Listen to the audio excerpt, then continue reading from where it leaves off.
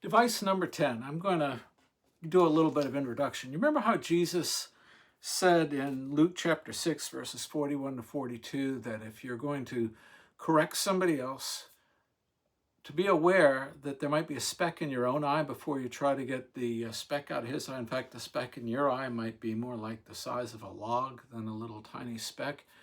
So make sure you get that out of your eye first before you try to help your brother, meaning that we tend to see the problems other people have more than we see our own.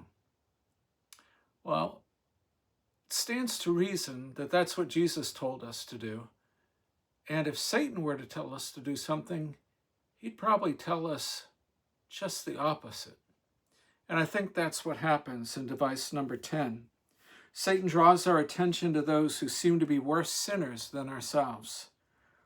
An example is the Pharisee in Luke chapter 18:11, where two men go into the temple, or the synagogue, to pray, and the other one prays that he thanks God that he's not like the other guy who's a terrible sinner. So how do we fight against this sort of thing? Remedy 1. If you catch yourself thinking that others are worse sinners than yourself, remember you are thinking the way a hypocrite thinks. And from Matthew 7:3-4, why do you see the speck that is in your brother's eye, but do not notice the log in your own eye? Jesus calls the self-righteous sinner a hypocrite, or a fake. Why is the Pharisee's righteousness fake? How could he become righteous? Remedy 2. Compare yourself to Jesus' actions and God's commands, not those of other sinful human beings.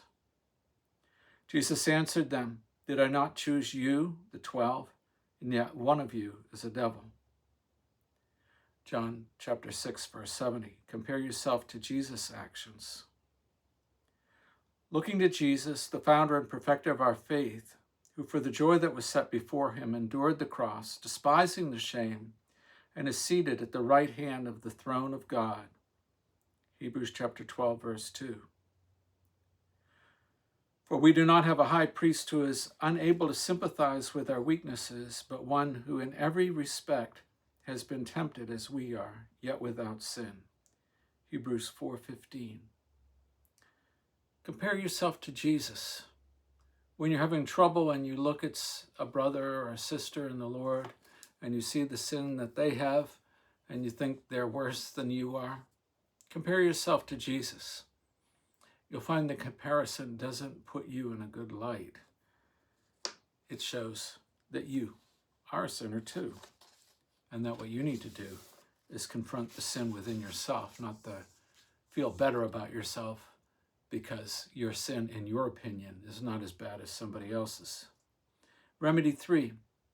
Recognize that even if you are actually less sinful than someone else, you're still a sinner, destined to hell without Christ. Even if the other person really is worse than you, you're both going to hell unless you accept Christ as your Savior. Romans 3:10-12 says, as it is written, none is righteous, no, not one. No one understands, no one seeks for God. All have turned aside, together they have become worthless. No one does good, not even one. Two sinners headed for hell may be more concerned about which of them is greater in terms of sinfulness, but that's kind of foolish thinking.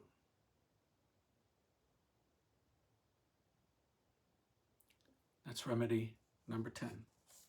The remedies for device number 10.